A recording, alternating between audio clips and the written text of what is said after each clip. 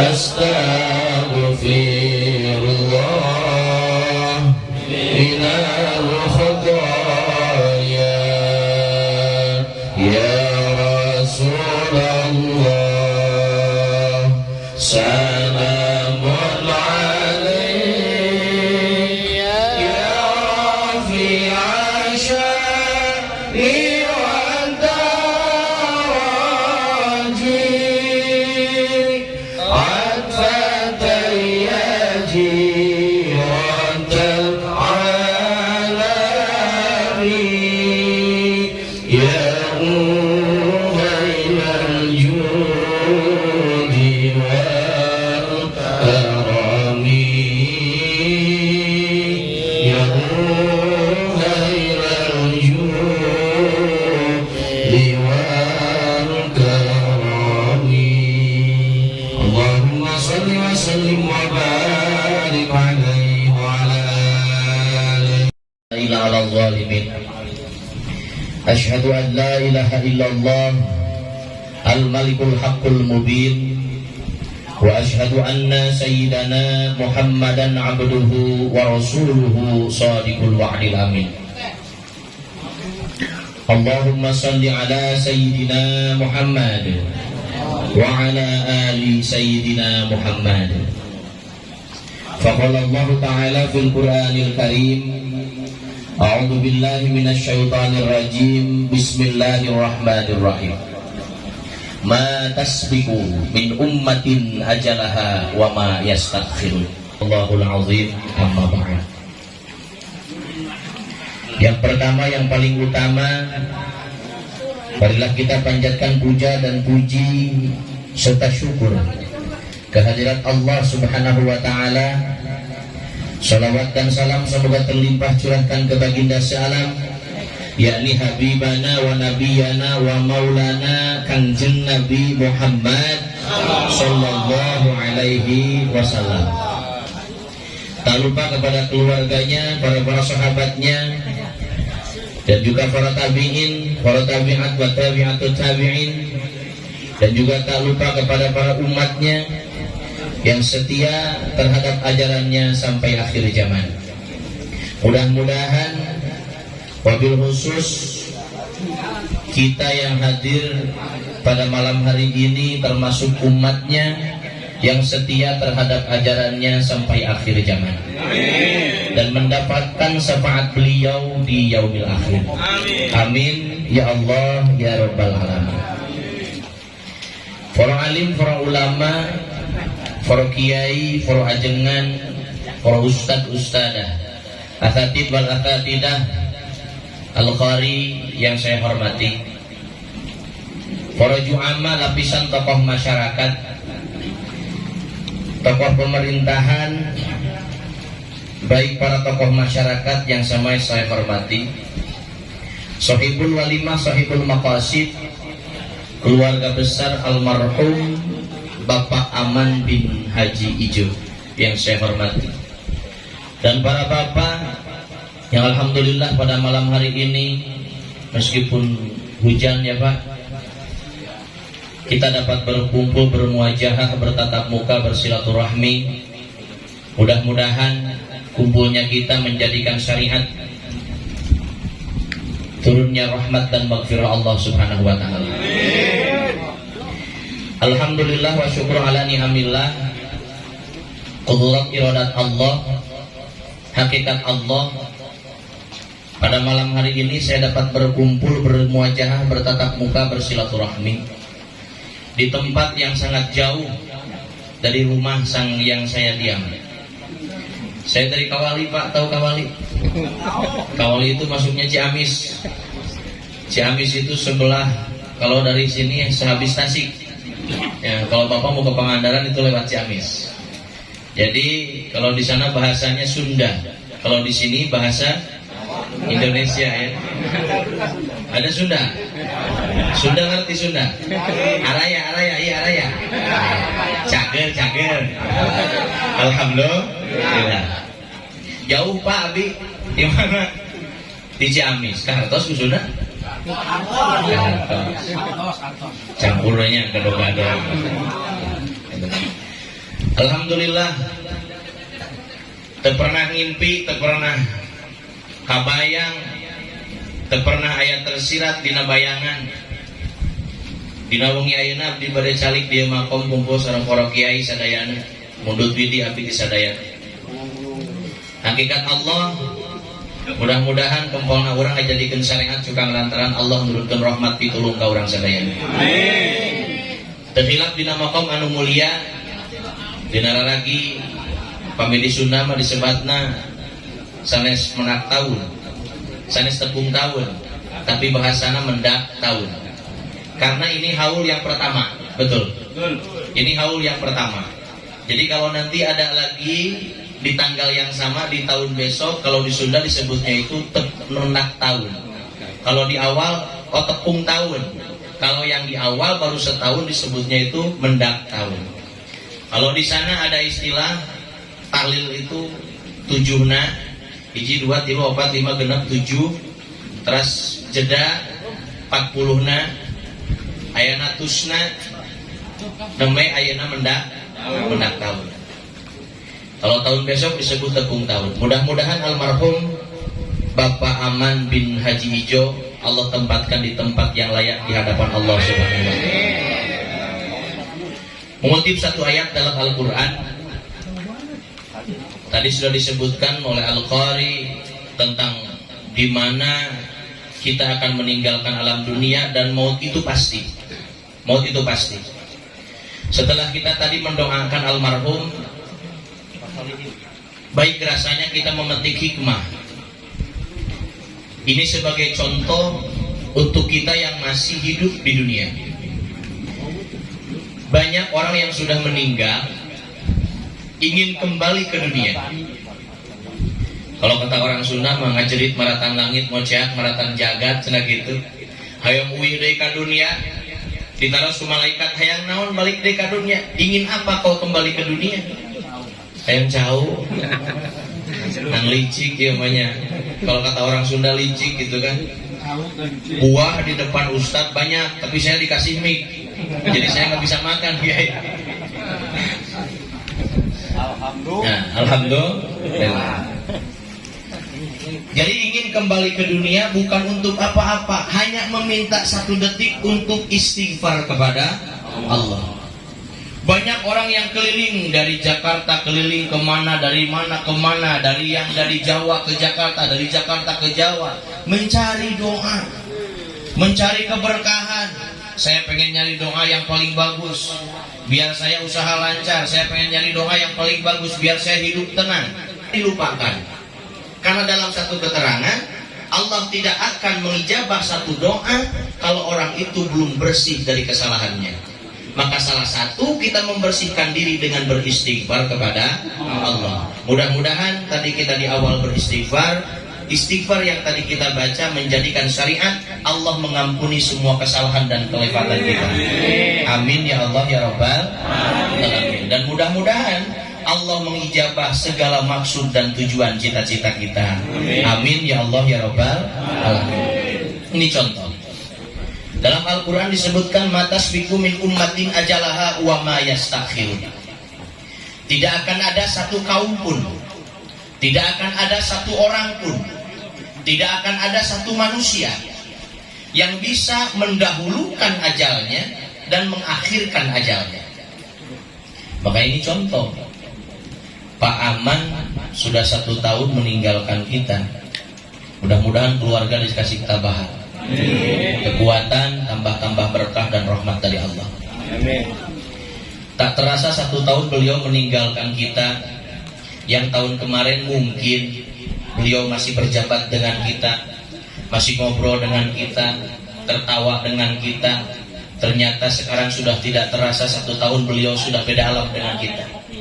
Kita masih ada di alam dunia. Beliau sudah ada di alam kubur. Yang dimana alam kubur itu termasuk kalau ulama mutanabi menyebutkan akhirid dunia wal awwalul akhirah. Jadi akhirnya dunia, awalnya akhirat. Jadi alam kubur itu adalah pintu antara dunia dan akhirat. Jadi siapa yang ingin keluar dari dunia, maka beliau akan merasakan mati dan beliau akan merasakan alam kubur. Akhir dunia, kenapa disebut akhir dunia? Karena jasadnya terpendam masih di lapisan pertama dunia. Paling orang meninggal kita kuburkan itu paling setinggi pundak, atau yang paling abdol itu ada yang 20 cm dari kepala. Itu baru satu lapisan bumi. Bumi mungkin beko juga udah nggak bisa, ya kan? Hanya setinggi manusia rata-rataan ketika orang meninggal kita kuburkan. Itu akhir dunia. Disebut awal akhirah karena kehidupannya sudah bukan kehidupan dunia. Kehidupannya kehidupan akhirat. Di mana kehidupan akhirat dan kehidupan dunia ada satu nilai plus untuk para orang-orang yang sudah meninggal yang hidup di alam akhirat. Mereka bisa lihat kita, Pak, tapi kita tidak bisa melihat mereka. Tapi ada kiai yang bisa melihat orang-orang yang sudah meninggal.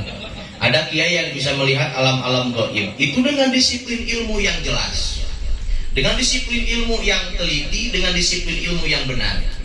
Kalau kita mah habis sholat baca subhanallah 3 kali, baca alhamdulillah 3 kali, baca Allahu Akbar 3 kali, la ilaha illallah 33 aja kita kadang pegel kaki, Pak. Jadi masih jauh untuk menembus alam itu. Kalau para kiai-kiai mutanabi itu semalam mereka tuh nggak tidur. Sehari semalam mereka cuma butuh 1 jam untuk mengistirahatkan akal dan otaknya, untuk mengistirahatkan matanya. Karena di mana mata tertutup, di mana merasa dia tidur, maka otaknya itu akan teristirahat. Maka kita perlu istirahat, meskipun dalam 1 hari 1 malam itu dengan istirahat 1 jam. Kalau nggak istirahat, ya sakit lah, Pak, ya sakit. Itu dohir. Maka orang yang sudah meninggal bisa melihat kita. Makanya kata orang Jawa disebutkan dalam syairnya, saben malam Jumat ahli kubur mancing ning umah. Jadi kalau kata orang Jakarta itu setiap malam Jumat ahli kubur itu mancing datang ke rumah. Saben malam Jumat ahli kubur mancing ning umah. Kalimatnya gitu kalau di Jawa. Pakai gamelan, pakai apa? Kendang ya. Cuman saya malam ini gak ada kendang.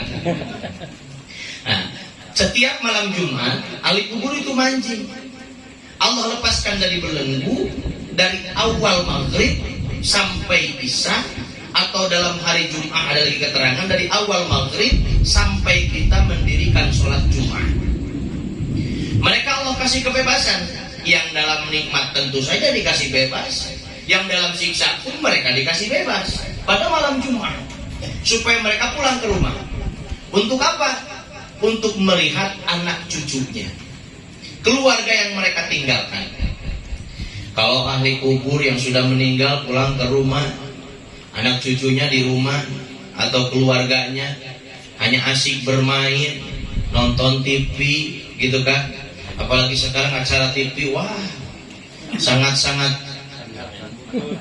begitu ML di handphone seperti ini ya, buka Facebook dikit-dikit berebet 3 jam kan gitu. Itu ahli kubur ketika pulang ke alamnya dia menangis.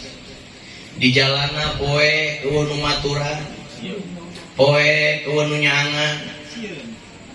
Mencek bahasa orang Tasik mah, orang Ciamis keung, gimir. Kata orang Jakarta mah takut, dipenuhi dengan rasa gelisah karena seminggu ke depan dia tidak punya apa-apa. Kalau misalkan dia lapar, tidak ada yang bisa dia makan. Kalau misalkan dia merasa kedinginan, tidak ada selimut yang menyelimuti beliau.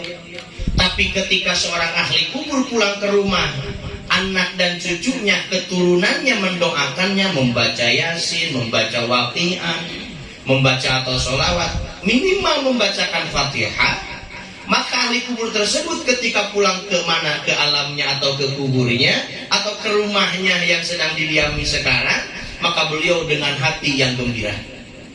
Mencet bahasa orang mah, jika kayak bapak-bapak pulang dari pengajian bawa besek, ya kan gitu kan, wah ngibrit pulang, dia bawa makanan ketika dia untuk persiapan lapar.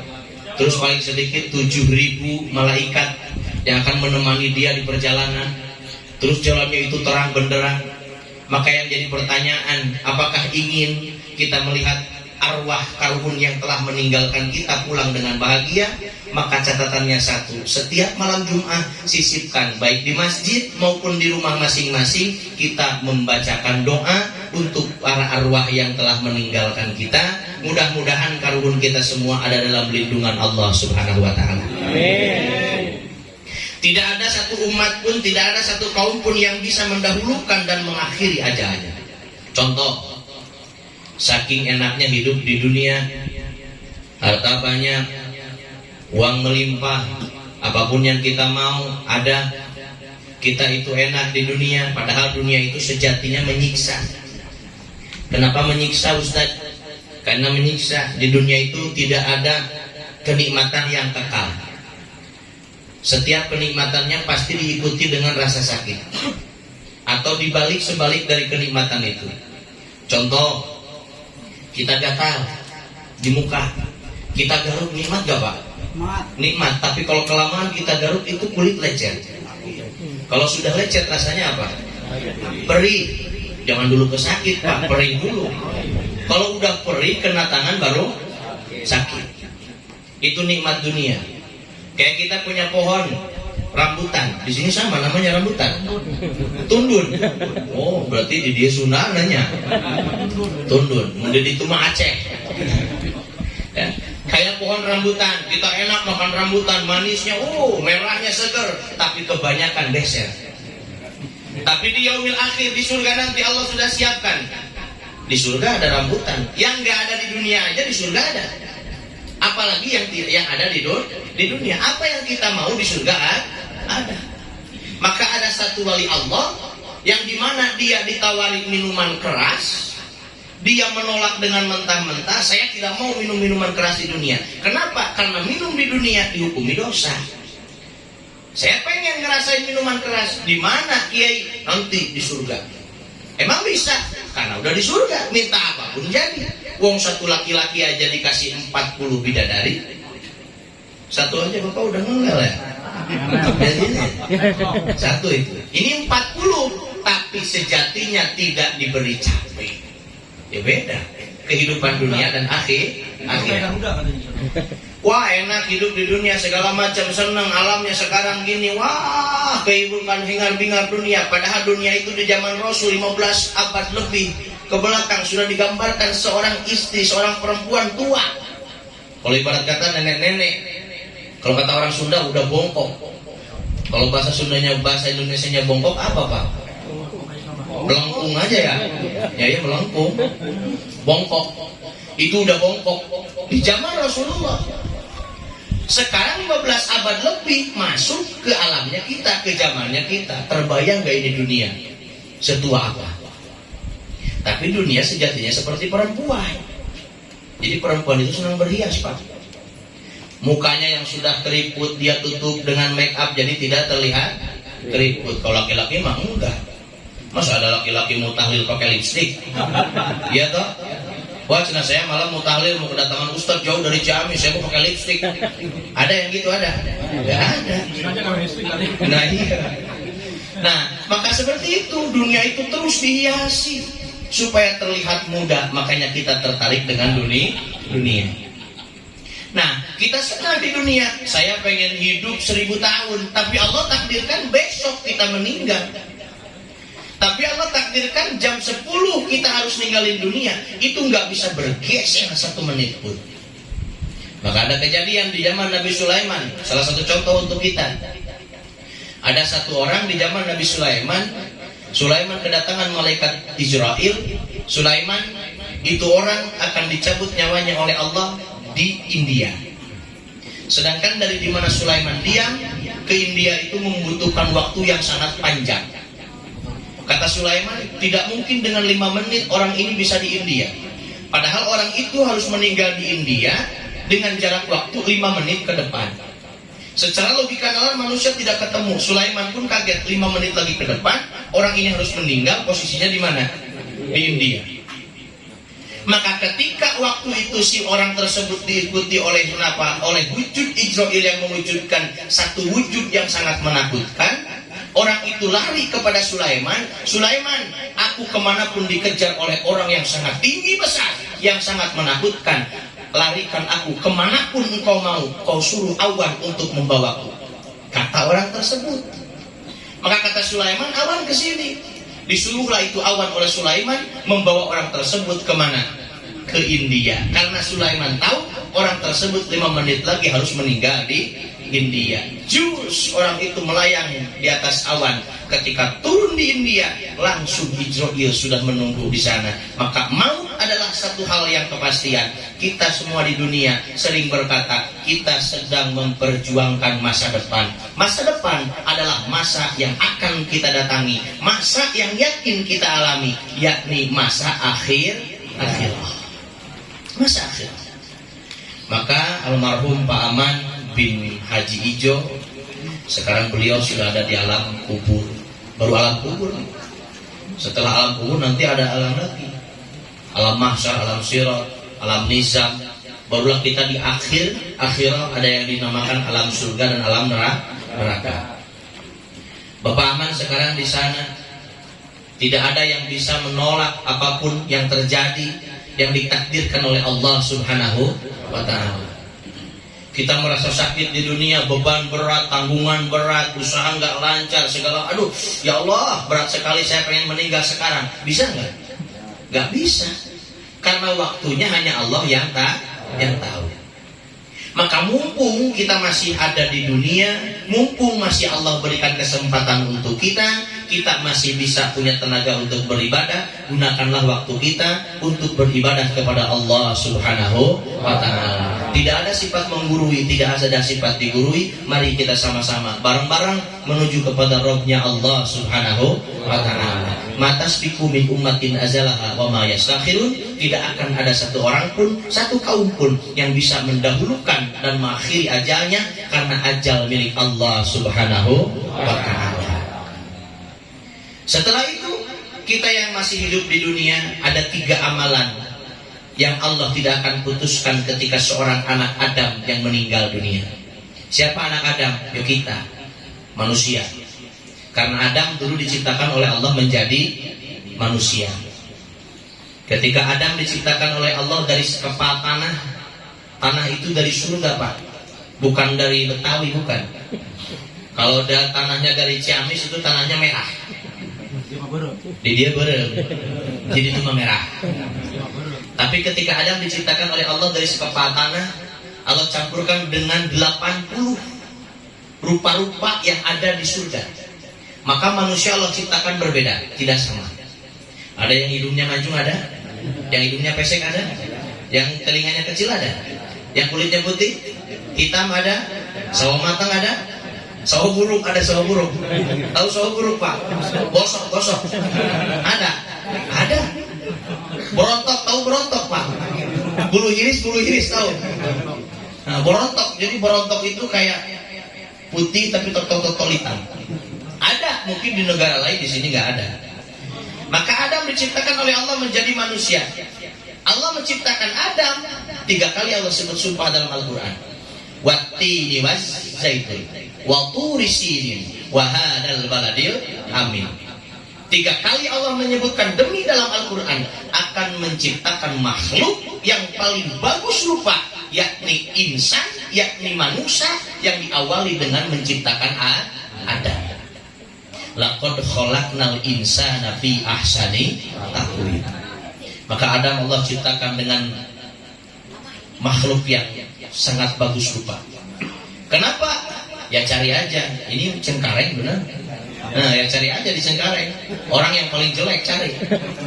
Kalau udah ketemu orang Cengkareng yang paling jelek, bawa ke kebun binatang. Simpan di pinggir kandang monyet. Nah, kira-kira orang yang paling jelek di Cengkareng dibandingin sama monyet, pantas mana? Masih tetap pantas manusia. Allah bikin langit, Allah perindah dengan adanya bulan, Allah indahkan lagi dengan adanya apa? Dengan adanya bintang, tapi tetap masih indah manusia. Maaf Pak, kita dikasih mata 2 ya Pak ya? Ada yang 1 ada? Atau 3? Ini tidak sepele Allah ciptakan mata Pak. Iya kan? Mata Allah ciptakan dua, di kanan satu, di pinggir satu. Padahal Allah bisa ciptakan mata atas satu, bawah satu. Iya enggak? Tapi kalau Allah ciptakan atas satu, bawah satu, kira-kira indah nggak dilihatnya? Tidak Pak. Betul nggak? Serem. Kalau ada di Cengkareng matanya 3, di tengah satu, dajjal. Ya, gitu. Karena paham kita dari dulu dajjal itu matanya 3, padahal dajjal itu 2. Mata dajjal itu dalam kitab Tanbih itu 2. Tapi yang satu ketutup. Kenapa oleh Allah ditutup mata yang kanan? Supaya dia tidak bisa melihat orang yang iman. Allah buka mata yang kiri supaya dia bisa melihat orang yang tidak beriman. Maka orang yang beriman meskipun ngumpet di bawah apa kek, di bawah pohon cikur gitu, ngumpet, dajjal itu nggak bakalan lihat.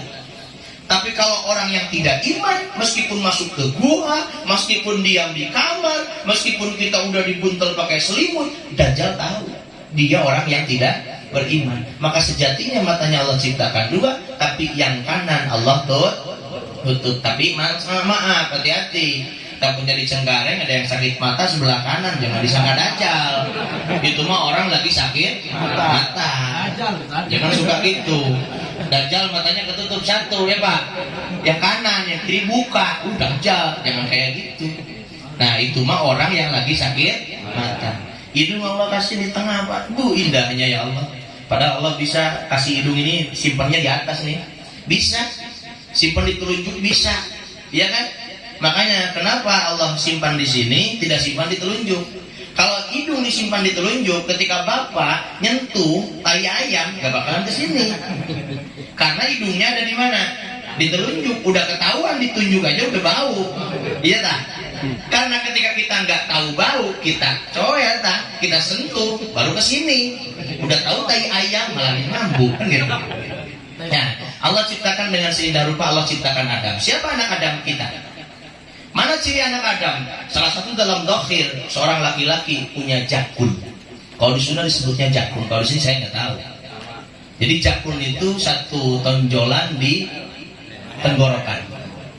Kenapa laki-laki ada tonjolan di tenggorokan?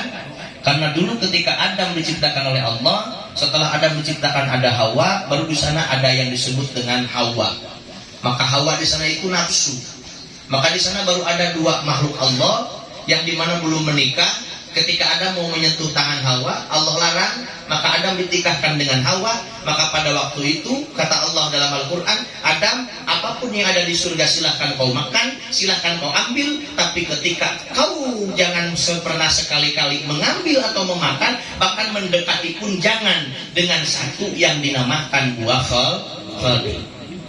Mendekati pohonnya pun jangan, apalagi memakan. Adam digoda oleh iblis, karena iblis disuruh sujud kepada Adam, dia gak mau. Ketika malaikat suruh sujud, malaikat sujud. Jibril ditanya, kenapa kau mau sujud? Padahal kau beriman kepada Allah. Jibril menjawab, aku sujud kepada Adam karena aku diperintahkan oleh Allah. Maka di sini suka ada Pak RW. Hari Minggu pegang speaker di masjid. Bapak-bapak, ibu-ibu yang santai di rumah, yuk kita bersih-bersih. Di depan rumahnya masing-masing, ada nggak? Ada. Nah, saya emang nggak bakalan dulu sama RW. Ada yang gitu. Kenapa? Orang saya mau tahu RW kecilnya kok. Masa mau nyuruh sama saya, orang saya udah lebih tua. Ada yang gitu, ada. Nah, itu mah bukan iblis, tapi orang yang sedang meniru iblis. Karena ketika iblis disuruh sujud oleh Allah kepada Adam, kata iblis, masa saya harus sujud? Wong saya yang duluan dibikin, 10.000 tahun Allah bikin saya, kata iblis. Sebelum Allah ciptakan Adam, 250 tahun saya ajarkan malaikat untuk iman kepada Allah. Masa saya harus sujud kepada Adam, makhluk yang baru beberapa jam Allah bikin? Maka iblis pada waktu itu diiringi hatinya dengan adidung, sombong, ujub, ria, takabur, sombong. Kalau kata orang Sunda, gede hulunya Pak. Mata ada di dia ulah yang gede hulu bisa tak asup helm. Nah gitunya. Maka ketika waktu itu iblis tidak mau sujud, Allah usir ke dunia. 2, kita kalah langkah oleh iblis. Kelas start. Manusia dibikin iblis, dibikin Allah 10.000 tahun setelah Allah membikin iblis. Manusia turun ke bumi, turun ke dunia kedua setelah iblis. Maka kita kalah star, Pak. Makanya di jalan-jalan banyak orang-orang yang tergoda sama iblis ya. Yaitu berat godaan iblis. Kayak sekarang aja di sini, iblis lagi ngegoda. Yang hadir di tahlil ini bukan orang aja. Tapi mohon maaf, bukan saya bilang yang hadir iblis, bukan. Tapi di sini banyak iblis yang sedang goda kita. Ada yang goda kaki bapak, 10 iblis dikata di kanan, 10 iblis di kiri. Udah pulang aja lu, jangan didengerin, udah.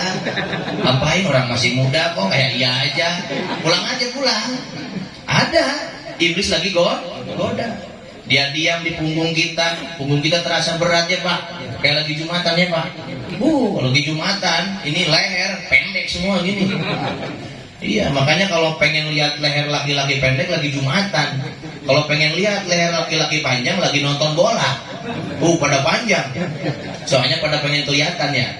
Nah, iblis diusir oleh Allah ke dunia. Kata iblis, aku terima diusir oleh engkau ya Allah, tapi aku minta 3 permintaan yang harus engkau kabulkan. Kata Allah, apa 3 permintaanmu? 1, iblis jangan ada yang mati sebelum kiamat. Iblis belum ada yang mati sebelum kiamat. Sedangkan manusia di rumah sakit tiap detik. Kalau di satu kampung sih jarang ya. 1 minggu ada 4 aja, wah udah terhitung banyak itu. Tapi kadang suka ada yang seneng kalau banyak yang meninggal. Iya nggak? Ya ngaku aja. Anak-anak kecil zaman sekarang lari kalau di sana, di sini mah enggak bakalan beda. Kalau di sana gitu, anak kecil lari setelah tahlil. Kenapa lu seneng banget nak? Ih, dapat ATM Pak. Apa ATM? Artos tinu maut katanya. Ada yang gitu. Apalagi ada yang lebih ekstrim ada. Waduh, sudah banyak yang meninggal nih 1 minggu ini. Banyak proyek katanya. Kayak gusuran jalan aja bilang proyek. Nah, makanya kan gitu. Iblis tidak ada yang pernah meninggal sampai kiamat. 1 itu. Kedua, istri iblis, cewek iblis, 1 kali melahirkan 40 anak. Melahirkannya 40 hari sekali. Bayangin Pak, 40 hari sekali, 1 istri iblis ngelahirin 40 anak. Sedangkan istri kita 9 bulan itu punya 2 pun disesar kembar. Kalau kembar, sedangkan kembar itu jarang ya. Rata-rata 1 tahun kita punya anak 1. Kalau di sana sebutnya tunji, 1 tahun hiji. Iya, itu terlalu banyak. Soal saya kena tunji, anaknya 11 gitu. Makanya suaminya kalau punya istri anaknya 11 suka nikah lagi. Kenapa? Lihat susunya katanya udah rayut. Ya bayangin aja Pak, 1 anak turun 1 senti, 11 anak berapa senti Pak? Makanya sayang sama istri Pak. Nah, ya gitu kan. Nah, istrinya iblis itu ngelahirin 40 anak sekali ngelahirin. Itu lahirnya 40 hari sekali. Itu nggak kayak kita susah bikinnya, enggak. Di keterangan itu nggak gitu. Kalau kita mah kadang bikin semalam nggak jadi, bikin semalam nggak jadi, betul nggak Pak? Ada yang rumah tangga 10 tahun belum punya anak ada.